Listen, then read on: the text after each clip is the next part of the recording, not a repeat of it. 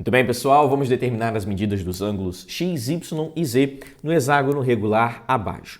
Se esse hexágono é regular, então podemos determinar a medida de cada um dos seus ângulos internos. Para isso, basta fazer a soma de todos os ângulos e dividir pelo número de lados.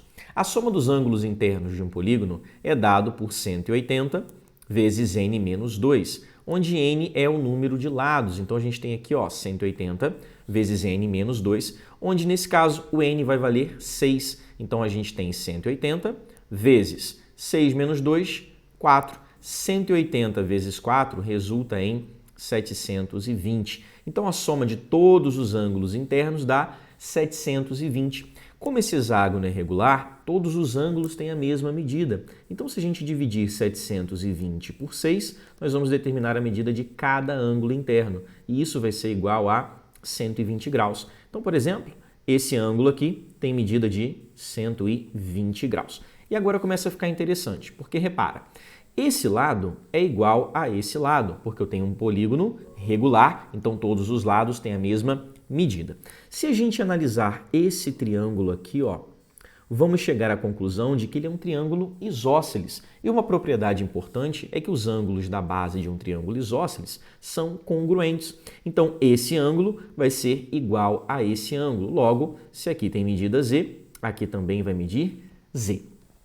A soma dos ângulos internos de um triângulo dá 180 graus. Aqui a gente já tem 120, então falta 60 graus para a gente completar os 180.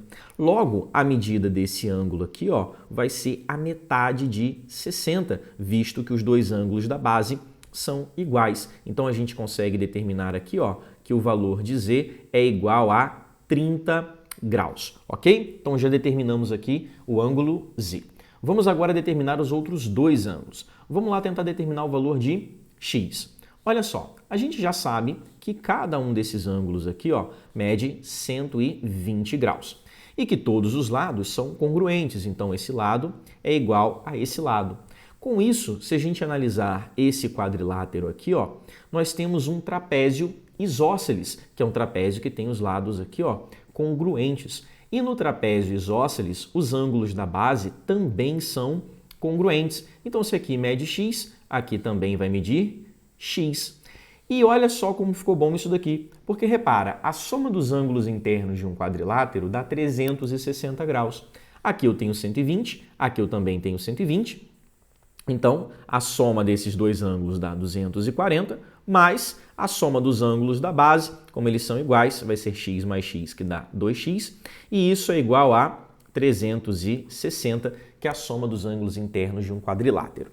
Vou passar esse 240 para o lado de lá subtraindo, então a gente vai ter 2x igual a 360 menos 240, portanto, 2x é igual a 120. O 2 que está multiplicando passa para lá dividindo, então a gente vai ficar com x igual a 120 dividido por 2. Portanto, a gente chega à conclusão de que o x é igual a 60 graus, ok? Já determinamos então o z e o x, falta apenas o y. Para determinar esse ângulo, a gente vai pensar da seguinte maneira, olha só. Como cada ângulo interno mede 120, se esse ângulo x aqui mede 60 graus, então se a gente completar aqui, formando o ângulo interno desse hexágono que tem 120 graus, se aqui é 60, então aqui também vai ser 60, porque esse ângulo todo mede 120. Legal?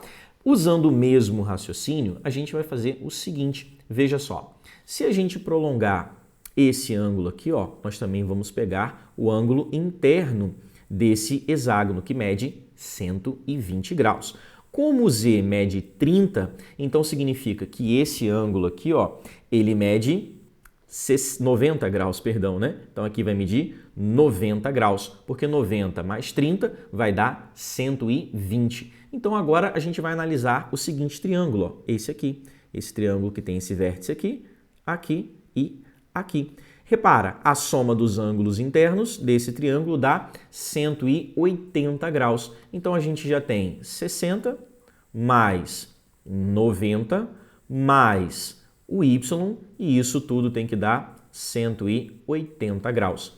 60 mais 90 dá 150, então já passando para o lado de lá, a gente fica com y igual a 180 menos 150, portanto, y vai ser igual a 30 graus, e aí dessa forma a gente determina todos os ângulos pedidos na questão. X é igual a 60, y e z igual a 30 graus. Espero que vocês tenham compreendido e até a próxima!